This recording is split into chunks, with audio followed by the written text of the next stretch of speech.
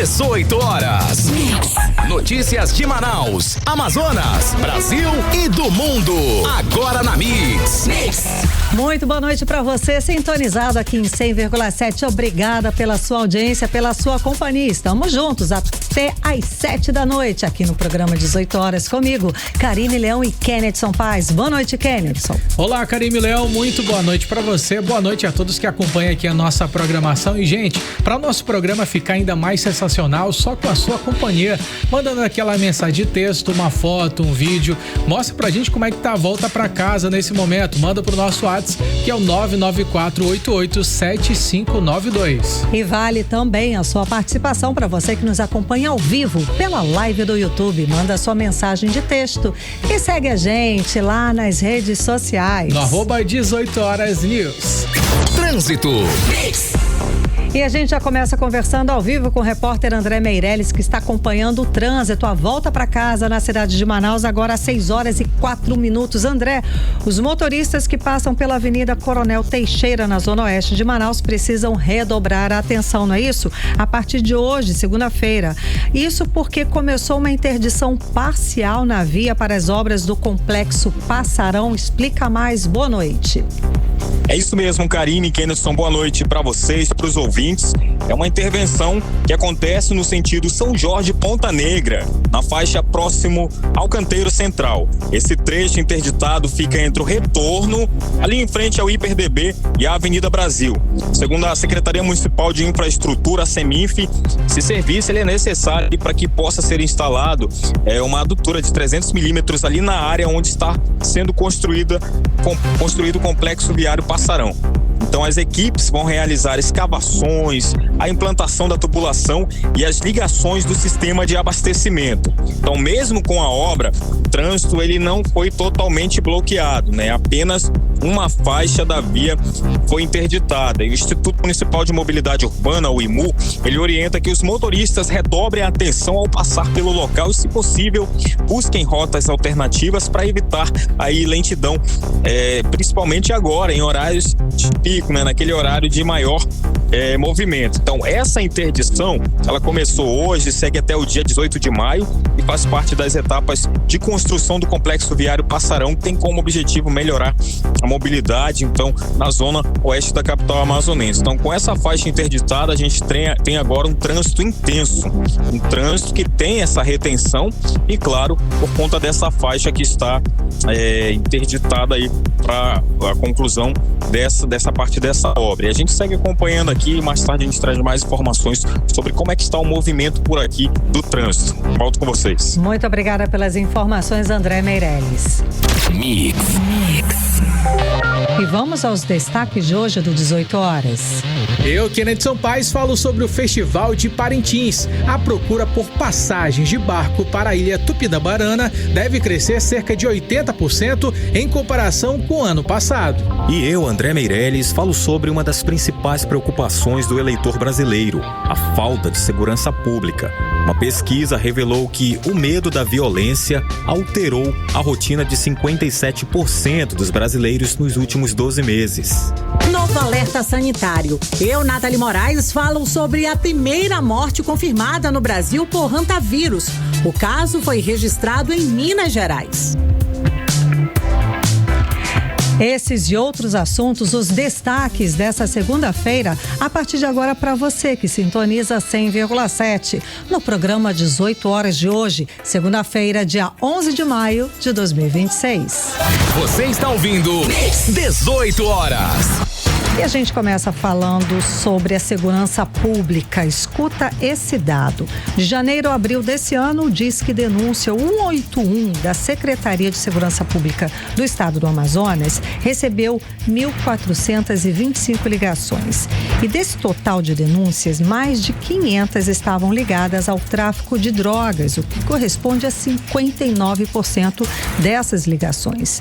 O levantamento só comprova o que temos falado aqui no 18 vitórias. O Amazonas vive hoje a pior crise na segurança pública da sua história. Está dominada por facções nacionais e internacionais. Segundo o relatório do Fórum Brasileiro de Segurança Pública, divulgado nesse domingo, o medo da violência, ele alterou a rotina de 57% dos brasileiros nos últimos 12 meses. O estudo leva o nome Medo do Crime e Eleições 2026, os gatilhos da insegurança. Ou seja, justamente o que temos falado direto aqui no 18 horas sobre a preocupação, né, Karime, de diversos brasileiros e amazonenses. Exatamente. Que acabam ficando colocando esse tema como o principal ponto nas eleições. A principal preocupação do eleitor brasileiro e amazonense nesse ano é com a segurança pública. Pesquisas, Kenneth, que você trouxe aqui pra gente no 18 horas, desde o ano passado, inclusive, apontavam esse quesito de segurança pública como a maior preocupação do eleitor brasileiro. O levantamento ele mostra ainda, Karime, que essa insegurança ela atinge a maior parte da população, ou seja, nós temos ali um número bastante elevado, 96,2% dos entrevistados, eles afirmam ter medo de pelo menos uma situação de violência, ou seja, é um dado chocante. Quase 100%, realmente é o que preocupa a todos.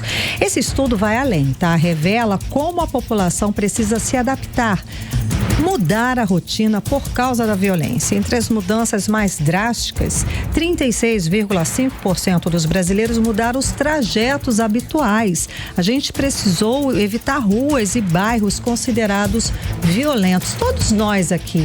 A gente já evita sair determinado horário de casa andando, por exemplo. A gente evita ficar parado em algum lugar à toa. A gente mudou o hábito, não é não? Com certeza, muda completamente. Até espaços públicos, Karime, que deveria ser um ambiente familiar, onde pudéssemos brincar com os nossos filhos, nossa família, acabam sendo inutilizados devido ao grande crescimento do crime organizado. A gente se sente inseguro, a gente evita até de ir para praças, alguns lugares com o filho e com a família, justamente com esse medo. A gente tem o Parque Jefferson Pérez, que é um parque incrível aqui em Manaus. A gente tem a nossa antiga Praça da Saudade, que eu lembro que na minha infância tinha parquinhos por lá, hoje em dia está completamente abandonada. Era um espaço, a Praça da Saudade era um espaço onde a gente brincava. Eu sou da época do avião lá, viu? Tinha um aviãozinho lá que não é? A gente entrava no avião, exatamente. Enfim, a realidade é essa, a gente mudou os nossos hábitos, a gente precisou evitar, a gente evita situações por causa do medo. E tem mais, tá? 35,6% dos brasileiros deixaram de sair à noite. Aquela confraternização, vamos ali no barzinho, vamos dar uma volta, tomar um sorvete. A gente evita, é claro, a gente tem medo da violência, não nos sentimos seguros, isso no país inteiro. O medo está fazendo com que as pessoas, inclusive, deixem o celular em casa. Tá? 33,5% da população já deixa de sair com o aparelho por medo de assalto, é claro, porque o celular não é só mais um telefone. Toda a nossa vida está no celular, inclusive nossa vida bancária, né? Então as pessoas até isso têm deixado em casa com medo. E tem até a órgão de segurança, muitas das vezes avisa se a pessoa puder evitar levar o celular para as festas, é melhor. Verdade. E 33,5% da população já deixa de sair com esse aparelho por conta desses medos, né, Karime? Exato. E é como se fosse o país inteiro, gente, vivendo sob um cálculo permanente de autoproteção, uma situação que fica mais grave, principalmente aqui no nosso estado do Amazonas, onde o crime organizado, as facções internacionais ligadas ao tráfico de drogas, dominou o nosso estado por inteiro. E por isso, a maior preocupação está relacionada a essa questão. Fato que é comprovado pelo levantamento do Disque Denúncia 181 da Secretaria de Segurança Pública do Amazonas, que registrou a maioria dessas ligações, ou seja, 59% envolvem o tráfico de drogas. É um dado também bastante chocante. Muito alto. Isso, gente, estamos falando do início do ano só. Sabemos que o Amazonas chegou nesse ponto, isso nos últimos 8 anos. Segundo especialistas que entrevistamos aqui no programa 18 horas, é resultado de uma gestão que assumiu sem proposta de governo para a área da segurança e principalmente sem investimento na área da inteligência na segurança pública do estado. Agora a população pede socorro e quem traz mais detalhes a respeito desses levantamentos e dessa atual situação aqui no estado do Amazonas é o repórter André Meirelles. Boa noite, André. Muito boa noite. Olha, o cenário de insegurança também aparece em uma pesquisa que foi divulgada pelo Fórum Brasileiro de Segurança Pública em parceria com o Datafolha. O levantamento mostra que 57% dos brasileiros mudaram a rotina nos últimos 12 meses por causa do medo da violência. Entre as principais mudanças de comportamento estão a alteração de trajetos habituais, o fato aí de evitar sair à noite e até deixar o celular em casa por medo de assaltos. O especialista em segurança pública e ex-secretário de Segurança Pública, Coronel Amadeu Soares, explica que essa mudança de rotina e vida da população por falta dessa segurança pública é a falta de ação do Estado. Consequência disso, o surgimento. As pessoas passaram a morar em condomínio, porque não se sente segura de dormir no meio numa casa que fica em rua normal, né? E uma série de outros comportamentos que mudaram em função da violência urbana. E isso é reflexo da falta de ação de governos. Aqui no Amazonas, nós temos um exemplo claro. Nós passamos 8 anos aí praticamente vendo a área da segurança pública sendo deteriorada. Não só ela, né, como outras também, mas a da segurança é a que está aqui no assunto. Então, não se pode negligenciar segurança, saúde e educação, não se pode entregar na mão de qualquer um. Tem que entregar na mão de uma equipe responsável e que dê retorno. A pesquisa aponta ainda que as mulheres são as mais afetadas pela sensação de insegurança. Mais de 40% delas afirmaram que deixaram de sair à noite por medo da violência.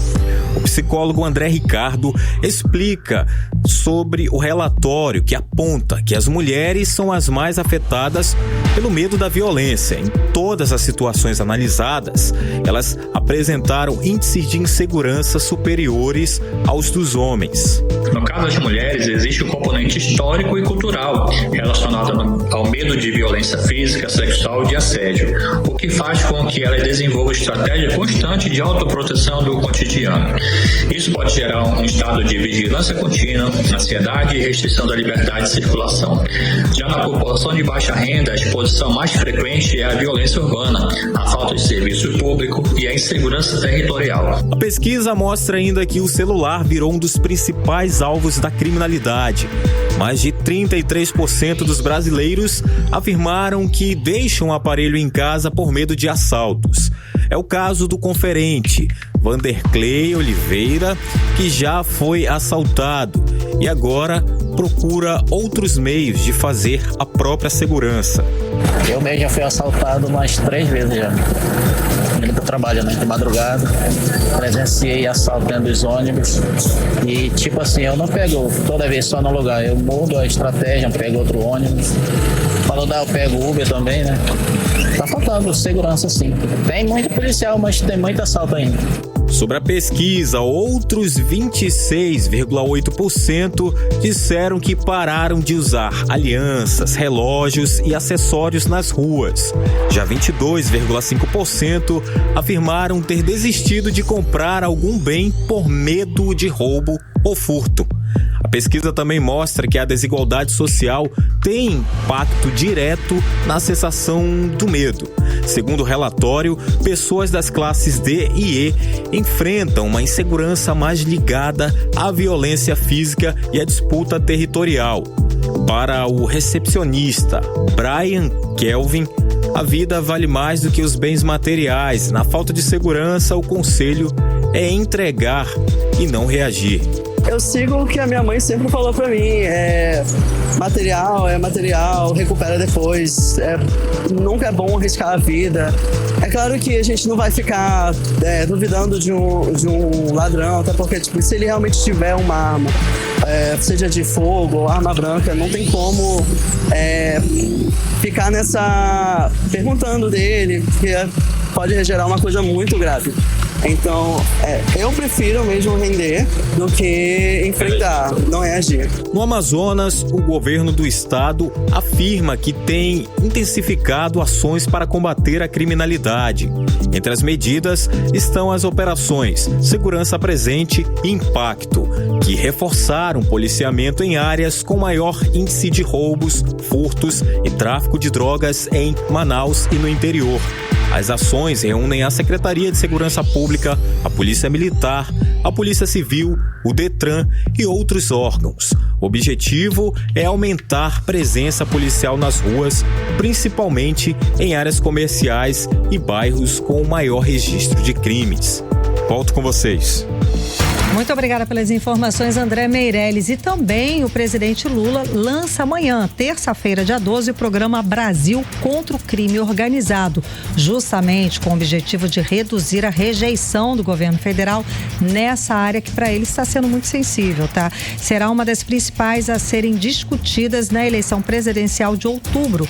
Como mostrou aí pesquisa do Estadão, as ações prevêem investimento de 960 milhões de reais ainda esse ano, tudo para tentar combater, controlar a violência no país. Agora, é um assunto que aqui no estado do Amazonas também é preocupação dos eleitores, né? E essa iniciativa vai ter 4 eixos, não é, Kenedson Paes? Exatamente, Karim Milão. São diversas áreas de atuação, né? Principalmente buscando asfixiar a estrutura financeira das organizações criminosas e também, nas palavras do próprio presidente Luiz Inácio Lula da Silva, chegar mais no andar de cima dessas facções criminosas. O evento de lançamento vai ser realizado no Salão Oeste do Palácio do Planalto às 10 horas da manhã desta terça-feira. Lula estará acompanhado dos ministros da Justiça e também Segurança Pública, Wellington César Lima e Silva. Além disso também, Karim, como você mencionou que esse é um dos pontos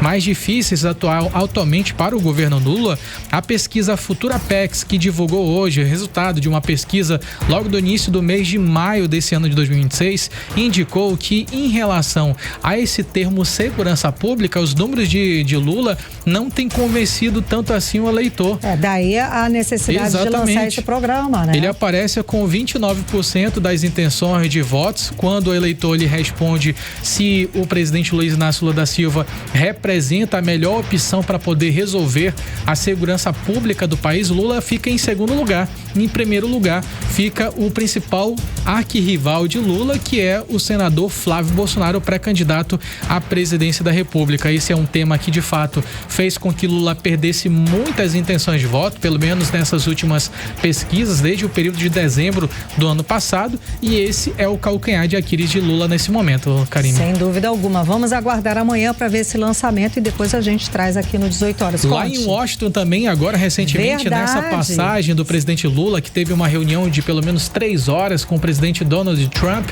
foi feita também uma questão, uma conversa, uma participação, até um convite para que o próprio presidente Trump, ele pudesse participar dessa cooperação aqui na cidade de Manaus, porque nós temos um centro de cooperação internacional de combate contra o crime organizado, inaugurado em setembro do ano passado, e ele foi feito esse convite para que as Forças Armadas americanas pudessem também integrar esse grupo, que é formado por organizações daqui da América do Sul. E aí, pode ter essa oportunidade. Pode ter essa oportunidade. Foi um aceno também, uma proposta, esse convite feito ao presidente Donald Trump, o presidente americano, justamente para mostrar para o país, o brasileiro, né, que ele, Lula, tem essa boa vontade, está acenando para o presidente dos Estados Unidos que trabalhe conjuntamente contra as facções criminosas, principalmente contra o tráfico de drogas.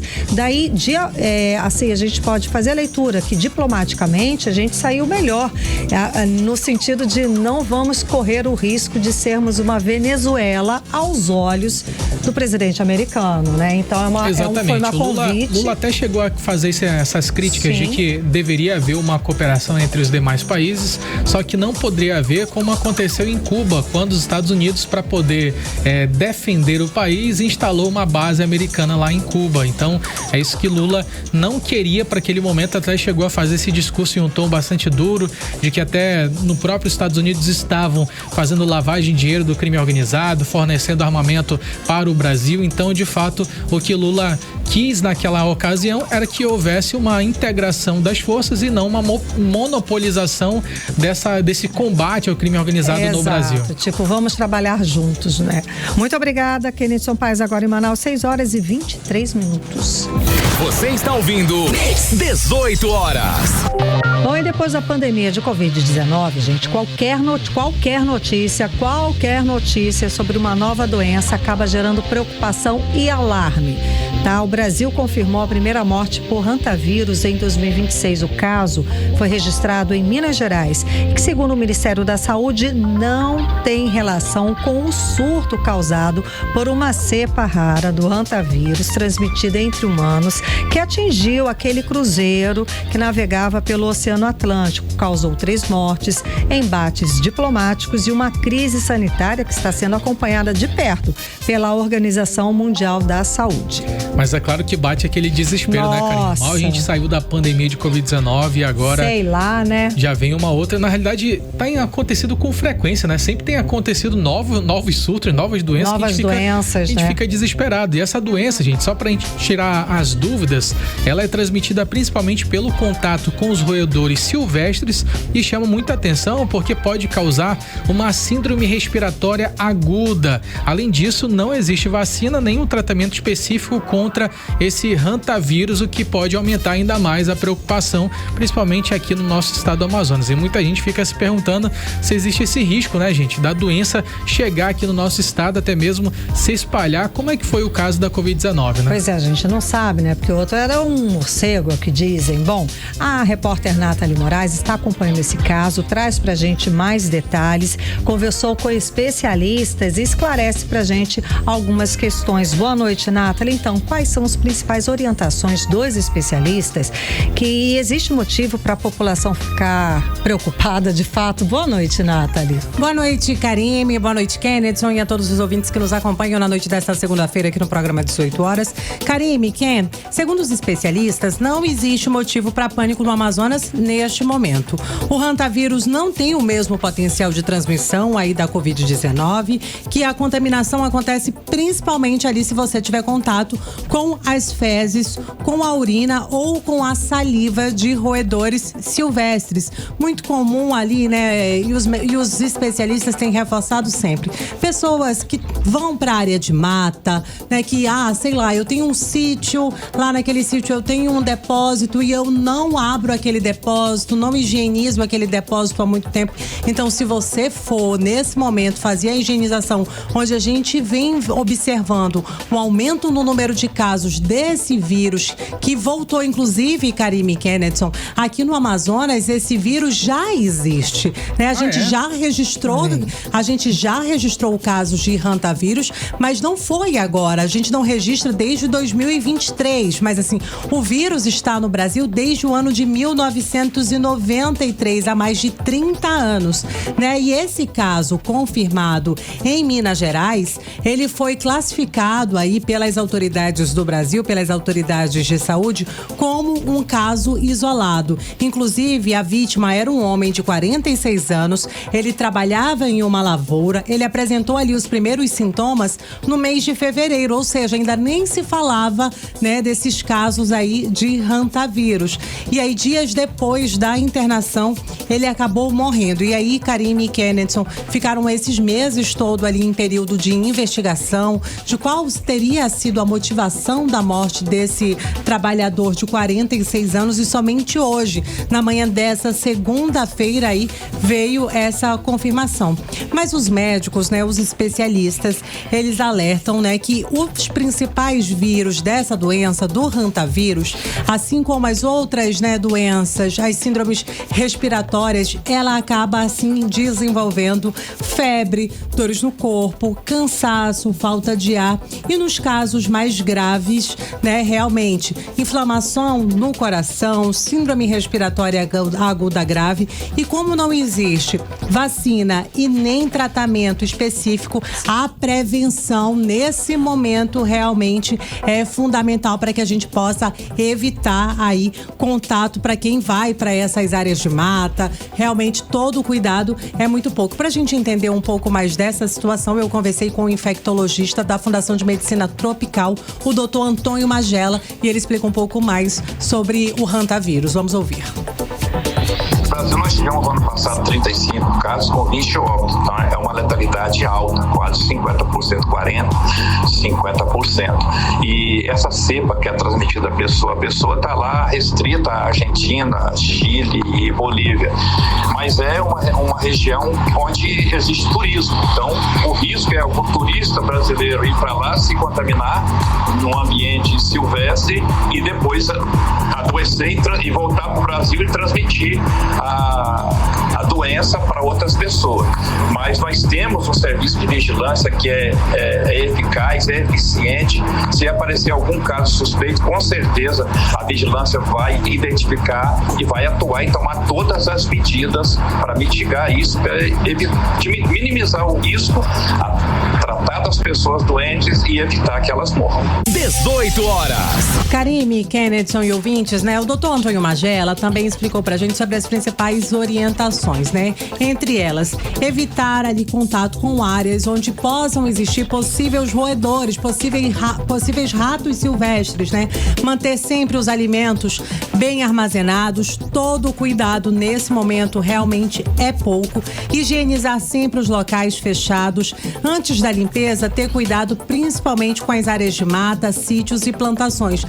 Por exemplo, eu vou limpar um quintal ali da minha casa onde existe a presença de roedores. Eu desconfio. Uma das principais orientações que o doutor Antônio Magela falou, Karine, pega uma mangueira, dá uma molhada antes que você vá. Sim, porque a principal de varrer, é você inalar. Entendi. O problema todo, a principal meio de contaminação do hantavírus é realmente a poeira. É você inalar, que é ali onde tem fezes de roedor. Então, essa é uma recomendação realmente crucial. Vamos ouvir aí o que disse o doutor Antônio Magela. Evidentemente que qualquer doença febril aguda que curse com distúrbios respiratórios, né, com aumento da frequência cardíaca, com diminuição da pressão arterial, a pessoa deve procurar assistência médica mais próxima da sua residência. Mas é uma doença febril, né, por excelência, parecida com a gripe, parecida com a dengue, e a diferença é que muitas vezes o paciente vai trazer essa história de que ele pode ter tido contato com ambiente silvestre, pode ter limpado um galpão, pode ter passeado numa floresta, como foi o caso do primeiro paciente lá do Cruzeiro, estava observando pássaros numa área, né, onde a doença ocorre, e se o paciente tem essa informação epidemiológica, se foi identificado que ele tem uma síndrome respiratória com comprometimento cardíaco, com certeza é a doença passiva de notificação. O profissional vai fazer a notificação e as equipes de vigilância vão para campo para fazer as medidas necessárias para identificar, investigar e depois confirmar ou descartar e fazer o diagnóstico do que realmente se tratava aquele caso específico. 18 horas. Karime, Kennedy e ouvintes, né? Só para encerrar, o Ministério da Saúde, né, divulgou hoje aí a confirmação desse caso. Mas eles também reforçaram, né, que os casos de hantavírus estão presentes no Brasil, como eu disse anteriormente, desde o ano de 1993, mas sempre aconteceram situações muito pontuais, diferentemente do que aconteceu durante a pandemia de Covid-19. A recomendação é que a população fique informada, mas é claro, sem alarme, né? E como a gente não tem registros recentes da doença aqui no Amazonas, os especialistas reforçam que a informação e a prevenção continuam sendo as melhores armas ali, né, pra gente evitar novos casos dessa doença, né? A orientação é procurar atendimento médico ao apresentar ali, como o doutor Antônio Magela falou, sintomas respiratórios graves, né? Não duvide do que pode ser. Se você tem alguma dúvida, procure, né, realmente o serviço de atendimento médico ali mais próximo da sua residência, principalmente se você tiver tido contato com áreas rurais ou ali um ambiente onde existe a presença de ratos, roedores. É isso, Karime, Kennedy. É importante também lembrar que o Ministério da Saúde disse que a cepa que atingiu aquele navio com 3 mortes, que foi noticiado durante as últimas semanas, com todo o alarde, é diferente da cepa aqui no Brasil. Exato. Esse é a informação, acho que para tranquilizar todo mundo, que o Ministério da Saúde fez questão de falar, né? Exato. De anunciar. Tá ótimo. Muito obrigada pelas informações, Nathalie Moraes. Você está ouvindo 18 horas. Vamos falar falar de Festival Folclórico de Parintins, gente, tá chegando a hora, falta pouco. E tem o seguinte, a procura por passagens de barco para a ilha deve crescer cerca de 80%, gente. Isso em comparação com o festival do ano passado. Quem tem os detalhes pra gente é Kennethson Paes. Kenneth, essa ilha vai afundar qualquer dia, né, não? Com certeza vai afundar. 80% mais? Isso a gente tá falando só sobre o modal, que a gente tá falando sobre embarcações. A gente só tá falando sobre o modal hidroviário. Quando a gente fala sobre o modal aéreo, a situação fica ainda pior, Karime Leão. Falta um pouco mais ali de um mês pro Festival de Parintins e com certeza muita gente já está se programando para ir. Na realidade, quem quer ir mesmo já está se programando faz tempo. É verdade, e aí, porque não é barato. Pois né? é, porque essa galera já se programa com um ano de antecedência para poder parcelar as passagens aéreas por pelo menos 12 vezes ali no cartão de crédito e com certeza nessa época do ano já começa aquela correria para poder garantir a passagem. Tem muita gente que vai de barco para aproveitar a viagem, mas para quem deixou para a última hora pode ter ali uma surpresa não tão agradável para o bolso. A procura por passagens ela realmente tem aumentado bastante, cerca de 80% este ano, e segundo a Associação das Agências de Passagem e Transporte Aquaviários do Amazonas, esse número ele já chega a surpreender bastante. Algumas embarcações e também lanchas já estão com vagas esgotadas, principalmente aquelas mais rápidas e um pouco mais confortáveis. A gente ouviu o barqueiro Renato Simas, que confirmou que a procura está muito acima do normal. Vamos ouvi-lo. Tem viagem que fica com passageiro dentro da embarcação, tá? E tem só de ida e tem como ele ficar dentro da embarcação também, tá? Os valores aí estão de R$500, passagem uma semana, né? Dentro da embarcação, R$500, só ida 250, tá? Aquelas pessoas que já são costumeiras, já são acostumadas a viajar para Parintins todo ano, né? Bem, já garantir suas passagens já, né? Muitas pessoas já compraram, né? E as lanchas também, como as lanchas são mais concorridas, as lanchas, que elas são lanchas rápidas, né? Elas estão com a procura mais alta, né? Por conta de poucas vagas nas lanchas, né? São poucas vagas, né? 18 horas. E Karime, o que tem chamado a atenção bastante é em relação aos voos, gente, as passagens aéreas também. Os bilhetes entre Manaus e Parintins chegam a quase R$10 mil para poder, ir para Parintins. E olha ida só, e volta, é uma é distância muito curta, né, gente? Gente, é daqui para ali, é R$10 mil ida e volta. R$10 ida e volta. E é uma alta de 1.500% em relação aos preços normais. O caso, ele já mobilizou inclusive o Ministério Público do Estado do Amazonas, que investiga possíveis práticas abusivas. A ANAC, a Agência Nacional de Aviação Civil, afirma que os preços eles são definidos pela alta demanda, pela proximidade das datas e também pela falta de concorrência, já que hoje apenas uma companhia opera regularmente o trecho entre Manaus e Parintins. Enquanto isso, muita gente, é claro, acaba preferindo o barco, apesar de que a situação também não está muito fácil por lá, não. Porque o barco vai até o Tucupi, como fala o caboclo, né? Verdade, é ralado. Mas, gente, é um encanto, é uma festa que não tem como, é só sucesso. Só acho que poderiam facilitar e baratear até essas os deputados, passagens, Karine, né? até os deputados estaduais, eles têm cobrado na Assembleia Legislativa uma reunião com a própria Agência Nacional, a ANAC, para poder resolver essa situação, tentar conversar e chegar no consenso, porque realmente é abusivo. Todos os anos a gente vê os políticos falando sobre isso e de fato é uma prática abusiva, mas infelizmente o resultado permanece o mesmo. Tá, vamos lá, vamos agora. No fim das contas é só sucesso, a gente sabe. Muito obrigada. Infelizmente, felizmente é só sucesso. Obrigada pelas informações, Kennethson Paes. Você está ouvindo 18 horas. Política. Agora em Manaus, 6h37. Vamos de política com Kennethson Paes e Nathalie Moraes. Nathalie, boa noite mais uma vez. Então, a visita do presidente Lula aqui para Manaus deve ser decisiva, claro, para o futuro da centro-esquerda aqui no estado do Amazonas. Estamos falando de eleições 2026.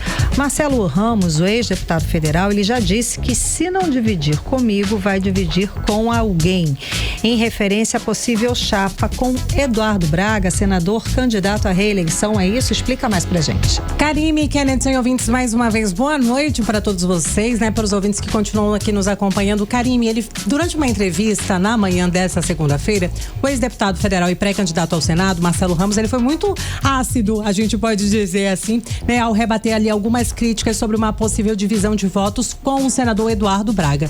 Vale a gente reforçar, né? Que o Marcelo Ramos é hoje pré-candidato ao Senado pelo Partido dos Trabalhadores e Eduardo Braga pelo MDB. E aí ele falou, né? Ele foi questionado ali sobre a fragmentação dos votos, né? Que o segundo voto acontecerá ali realmente de qualquer forma e a sua saída da disputa não deve acontecer. Isso porque, né? Muita gente está falando, Lula vem a Manaus agora, possivelmente a partir no fim dessa semana. Dia 25 e 26, a informação que eu tive hoje pela manhã é que vem no dia 25 e 26 aqui para Manaus. Pois é, mas aí muita gente falava, né, que vem no finzinho da segunda semana e tal. E aí e ele vem não somente para cumprir uma agenda lá na região da BR-319, mas ele vem para fazer uma visita estratégica para definir articulações para as eleições de 2026. E claro, Marcelo Ramos é o candidato do PT e ele deve receber então o apoio do presidente Lula. Só que daí muita gente fala sobre o trabalho feito pelo senador Eduardo Braga, que é do MDB, ao lado do presidente Lula, né? Eles caminham juntos. É o líder, né? Eles caminham juntos, não é de hoje, né? E essa movimentação, né? Muita gente fala até que existe uma resistência de algumas partes, mas o Marcelo Ramos, ele vai ter que realmente dividir, queira ou não, essa disputa, exatamente, né? Essa disputa e até mesmo ali o apoio do presidente Lula com o senador, né, que concorre aí à reeleição, Eduardo Braga. E aí o Marcelo Ramos, ele também foi confrontado ali sobre desistir dessa campanha.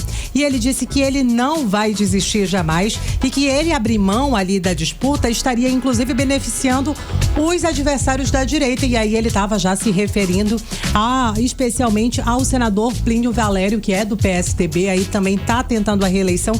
E a gente consegue perceber já, né, Kenneth Sampaio, eu acho que a gente pode dizer assim, que ele vem fazendo, né, uma pré-campanha com um movimento contrário dos senadores, né? Ele realmente assim vem fazendo um movimento completamente diferente ali dessa galera e o Marcelo Ramos trouxe esses destaques aí.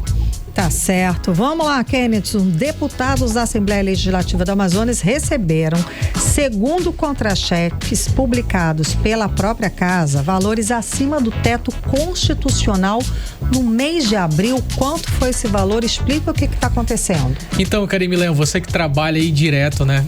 Durante a semana, 6 por 1. Nós, né?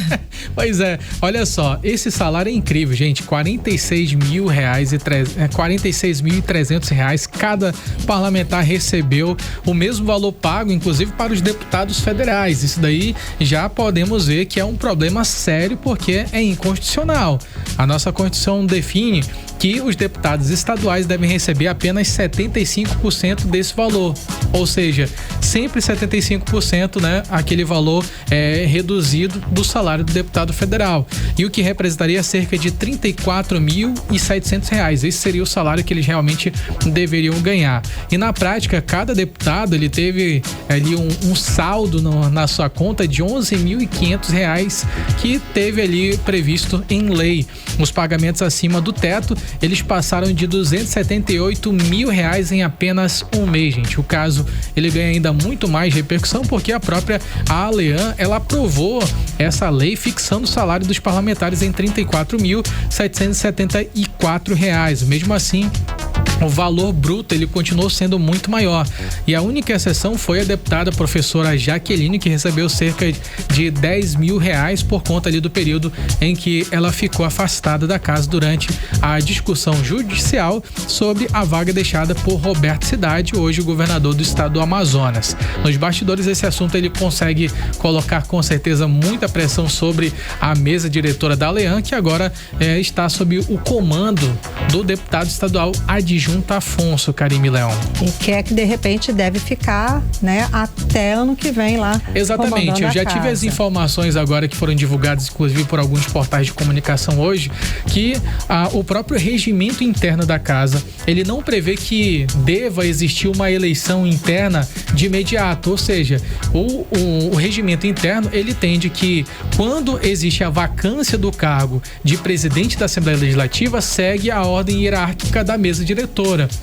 E aí, como o deputado estadual Adjunta Afonso, ele era o sucessor, ele assume e não é necessário. Assume naturalmente, não é necessário que exista uma eleição interna. E até o próprio, grande parte dos nossos deputados estaduais entendem que essa informação jurídica da própria casa, eles já são mais aceitáveis. No entanto, existem outras pessoas que querem a vaga também, né? Mas é possível de que, devido à grande quantidade de pessoas, a maioria escolha permanecer com o deputado Adjunta Afonso no comando da Leão. Tá certo. Nathalie Moraes, durante a entrevista na manhã de hoje, o ex-prefeito de Manaus, Davi Almeida, afirmou que pretende basear a campanha dele, a pré-campanha dele, melhor dizendo, ao governo do estado do Amazonas, nas obras e promessas que, segundo ele, nas obras, né, de tudo que foi cumprido durante a gestão dele frente à cidade do Amazonas, quando então prefeito de Manaus, é isso? Então, Karime, né, durante uma entrevista aí na manhã de hoje, o ex-prefeito de Manaus e pré-candidato ao governo, Davi Almeida, né, falou ali que pretende conduzir a sua pré-campanha ao governo do Amazonas, destacando obras, ações e promessas que, segundo ele, foram cumpridas, né, durante os anos que ele esteve à frente do comando aqui na nossa capital. Inclusive, o Davi disse que os eleitores precisam avaliar os históricos dos seus candidatos antes de acreditar aí em discurso político. Ele não falou nomes, né, mas assim, durante essa entrevista, né, Kenneth, eu acho que ele deixou muito claro que ele estava fazendo algumas críticas ao ex-governador Wilson Lima, né, ele falou alguns pontos que de gente que passou muito tempo no mandato e não entregou nada, né, ele falou sobre questões de que o Amazonas tem hoje a pior segurança do Brasil, que enquanto Manaus caminha para uma guarda municipal armada. Ele falou dos dados da saúde, né, que a saúde no Amazonas realmente caminha, ela vem colapsando e não é de hoje, enquanto Manaus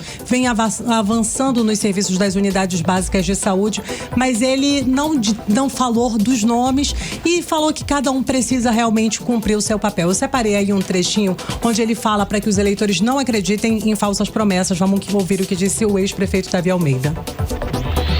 Veja o que esse candidato já entregou ou o que ele está prometendo se ele já fez. Não deem ouvidos só ao que os políticos falam.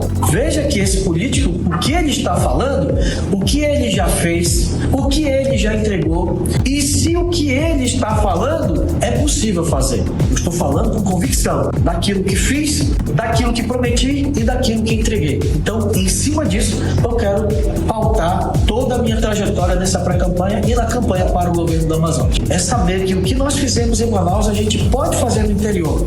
Repito, não dê só ouvidos aos políticos e aos candidatos. Veja o que esse candidato já entregou ou o que ele está prometendo se ele já fez. 18 horas. Tá aí, né, Karime? Esse foi o recado dado aí pelo ex-prefeito de Manaus e pré-candidato ao governo do Amazonas. Ele ainda concluiu dizendo que a sua pré-campanha deve ser construído em torno ali da sua experiência administrativa e que ele não é nenhum iniciante aí, não, como muita gente acaba falando dele por aí.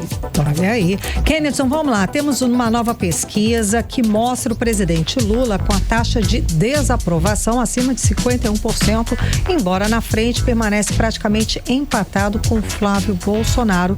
Isso, é claro, nas intenções de voto para a presidência da República desse ano. Conta mais dessa pesquisa pra gente, Kenilson. Então, Karime Leão, ainda há pouco a gente estava falando sobre um tema super importante, que é em relação à segurança pública, né? E Lula, ele permanece ainda muito atrás nesse assunto e com certeza é o reflexo dessas pesquisas de intenções de voto que foi realizada pelo Instituto Futura Apex, realizado durante o período do início do mês de maio e foi feito com pelo menos 2.000 pessoas ao longo desse início de ano. A gente está na imagem 1 agora, a gente vai colocar a imagem 1 na tela, para você que nos acompanha pelo YouTube vai poder ter acesso a essa ilustração que a gente consegue visualizar esses números que a pesquisa, a Futurapex, acabou indicando.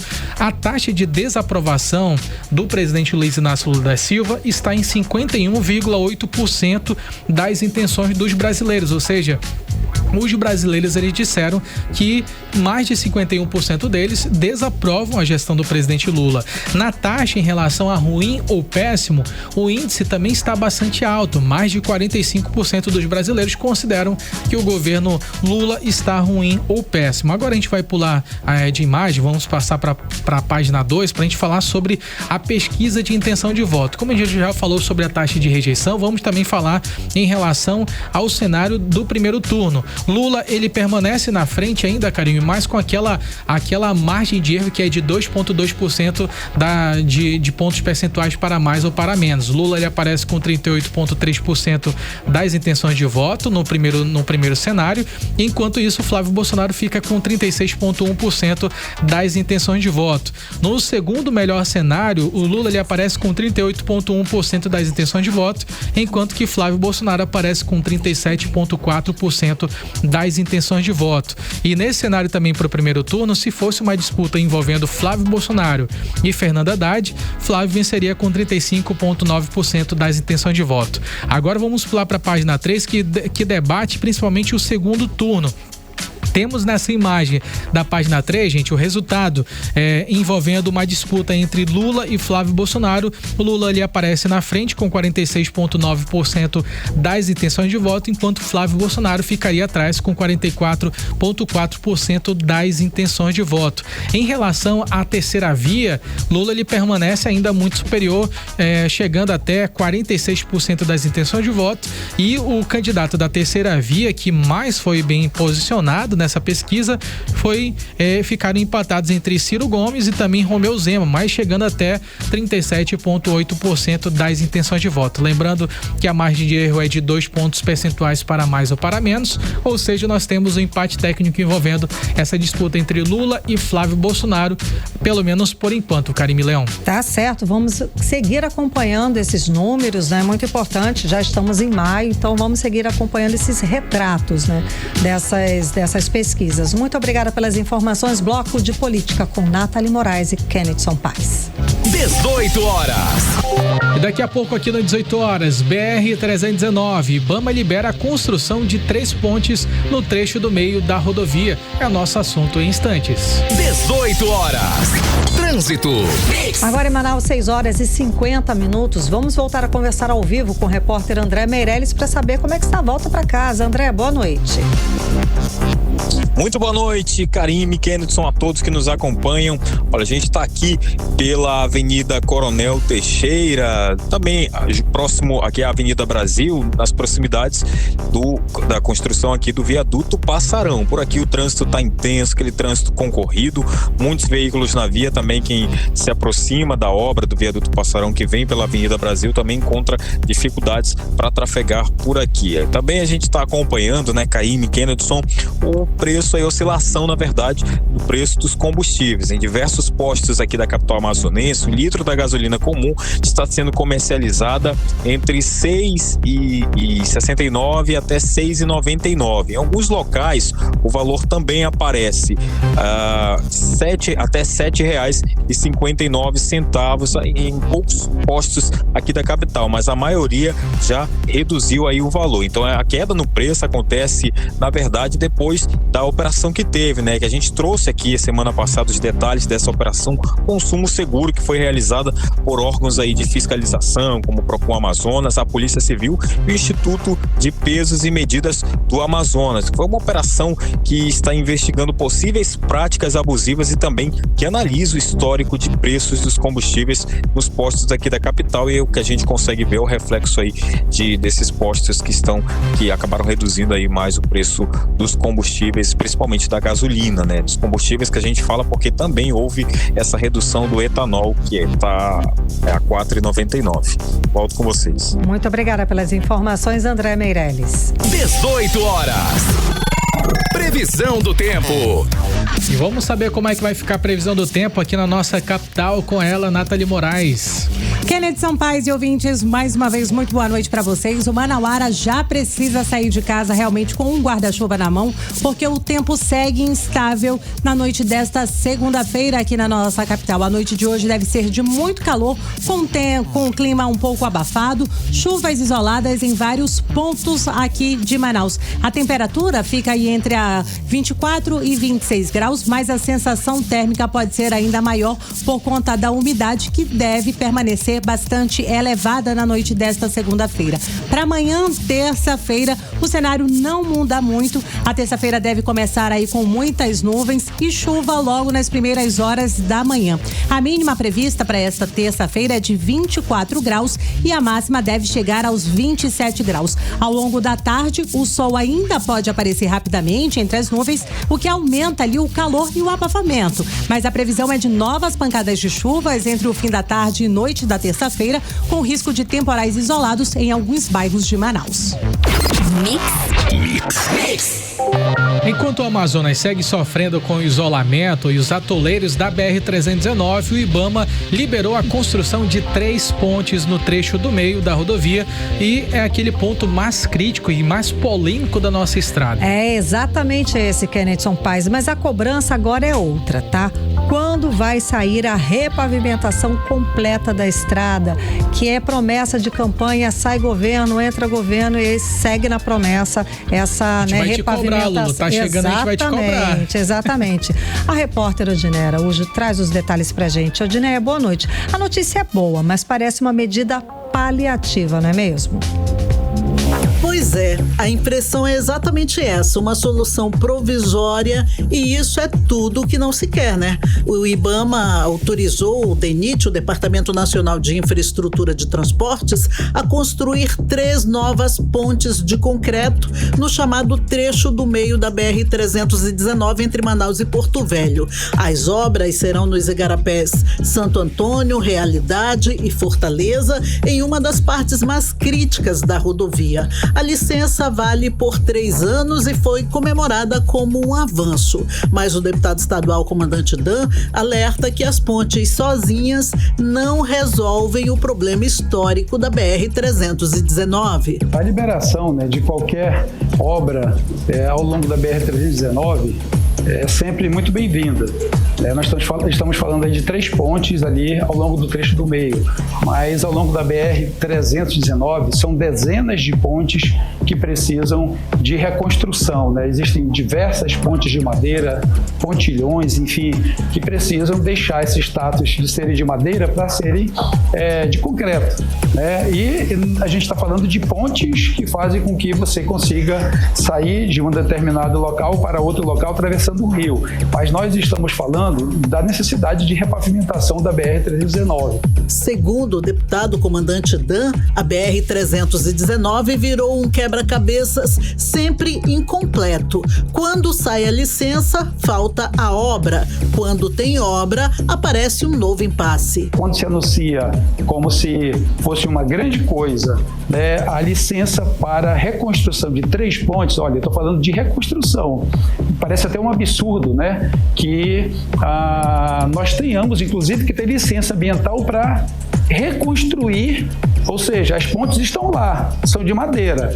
Eu só preciso agora transformar ponte de madeira em ponte de alvenaria, enfim, para poder promover mais segurança para quem trafega na BR. E ainda assim a gente precisa dessa burocracia toda. A BR-319 é considerada essencial para o abastecimento e a integração do Amazonas. Em períodos de seca dos rios, a situação piora. O frete sobe e o custo de vida pesa ainda mais no bolso da população. E enquanto as pontes avançam no papel, milhares de amazonenses continuam esperando a promessa mais antiga, uma estrada que funcione de verdade e não uma solução breve ou paliativa. Volto com vocês. 18 horas.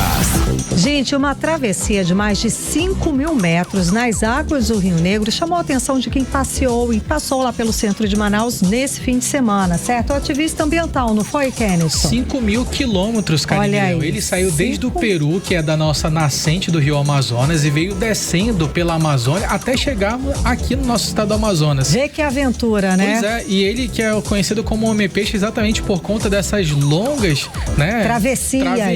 Ele que é um triatleta, é um ambientalista, é o Honorário Munhoz, conhecido mundialmente como o Homem-Peixe. E ele tem, Karime, uma mensagem que ela é muito interessante, muito chamativa, principalmente para o nosso estado do Amazonas. Precisamos continuar protegendo o nosso meio ambiente e evitar com que a gente possa estragar a nossa bacia hidrográfica do nosso estado do Amazonas, Karime. É lindo demais a mensagem. Maravilha. Quem traz os detalhes a respeito desse assunto agora pra gente é a Nathalie Moraes. Muito boa noite, Karime, Kennedson e ouvintes. A principal mensagem é sobre a necessidade de preservar os rios da Amazônia e chamar a atenção para os impactos da poluição e do descarte irregular de lixo nas nossas águas. O ativista colombiano Wilber Honorio Munhoz, conhecido mundialmente como o Homem-Peixe, defende que a conscientização ambiental precisa partir da própria população para garantir a preservação dos recursos naturais para as futuras gerações. E a chegada do Homem-Peixe ao centro de Manaus chamou a atenção dos turistas e visitantes e também dos moradores que acompanhavam o movimento no Mirante Lúcia Almeida nesse fim de semana. Ao lado do ativista estava o cão pastor alemão Will Caimo, companheiro da jornada ambiental pelos rios da Amazônia. Durante a passagem por Manaus, o ativista acabou destacando a importância de levar a discussão ambiental para grandes centros urbanos e reforçou o alerta sobre a necessidade de preservação aqui na Amazônia. Em la cidade grande é muito complicado deixar uma mensagem, é muito complicado, porque todo mundo está fazendo diferentes atividades e chegar para simplesmente ver um homem nadar. O Homem-Peixe percorre rios da Amazônia em uma mobilização internacional em defesa da água e dos recursos naturais. A ação também busca incentivar a educação ambiental e o combate à poluição dos igarapés e rios da região. Quem acompanhou a chegada do ativista foi o Israel Franco Saldanha e destacou a importância da iniciativa para ampliar o debate sobre a preservação ambiental e a responsabilidade da população amazonense com o destino do lixo descartado nas áreas urbanas. Acompanhando ele há alguns meses, então eu vi que é um projeto muito lindo, entendeu? É um projeto que abrange todo o mundo, o Amazonas, entendeu? Então eu acredito que esse projeto ele vai ser bem evolutivo para todos nós, para nossa geração futura. Karime, Kennedson e ouvintes, a passagem do Homem-Peixe por Manaus terminou com um novo alerta sobre a importância da preservação dos rios na nossa região e da participação da sociedade na defesa do meio ambiente. Eu volto aos estúdios com vocês. 18 horas. Esporte. Vamos falar de esporte aqui no 18 horas, gente, porque tem muito assunto rolando pela competição. É uma hora de a gente conversar agora, Karime, porque o Amazonas sofreu a primeira derrota na Série C do Campeonato Brasileiro, jogando no estádio Carlos Amit, em Manaus. A Onça, ela foi surpreendida, superada pelo Figueirense por 1-0 nesse domingo, em uma partida válida pela 6ª rodada da competição. Exatamente, o gol da vitória catarinense foi marcado por Igor Bolt, o ex-jogador do Amazonas. E mesmo com a derrota, o Amazonas segue na parte de cima da tabela, agora na 2ª colocação com 13 pontos, apenas um atrás do Paysandu, que assumiu a liderança após vencer a rodada. E pela Série D do Campeonato Brasileiro, o Manauara e o Gás de Roraima ficaram no empate sem gols e o jogo foi disputado lá na Arena da Amazônia. A equipe amazonense teve mais posse de bola, criou as principais chances da partida e aí presenciou durante uma boa parte do confronto, acabou pressionando bastante. Só que daí encontrou muita dificuldade para poder transformar esse volume ofensivo em gols e ficou ficou ali, né? Ficou nisso mesmo, né? Já o Manaus teve uma noite complicada diante da torcida, tá? O Gavião do Norte foi derrotado pelo Monte Roraima por 2-0. Também na Arena da Amazônia. O resultado foi histórico para a equipe de Roraima, que não vencia há 66 dias. Bom, o último triunfo foi no dia 4 de março, pelo Campeonato Roraimense. Agora em Manaus, 6h01. Seguimos direto para o editorial, 18 horas. Editorial 18 horas. A pesquisa Medo do Crime Eleições 2026, os gatilhos da insegurança, revelou que 96,2% dos brasileiros com 16 anos ou mais têm medo da violência. E o maior temor é cair em golpes pela internet ou celular, citado por 83,2% dos entrevistados entre os 13 tipos de crime e violência listados. Na sequência, aparece o medo de roubo à mão armada, 82,3%, e de morrer durante um assalto, 80,7%. Só para lembrar, 15,8% dos brasileiros disseram já ter perdido dinheiro em fraudes pela internet nos últimos 12 meses. Os dados foram divulgados hoje, às vésperas do lançamento de um novo programa anticrime do governo federal, e mostram que os brasileiros já nem precisam sair de casa para experimentar a sensação de insegurança. Basta entrar no celular. O assalto à mão armada, violento, divide espaço com os criminosos sofisticados do mundo virtual. Aqueles que roubam senhas, invadem aplicativos e limpam contas bancárias sem precisar se expor ao perigo físico.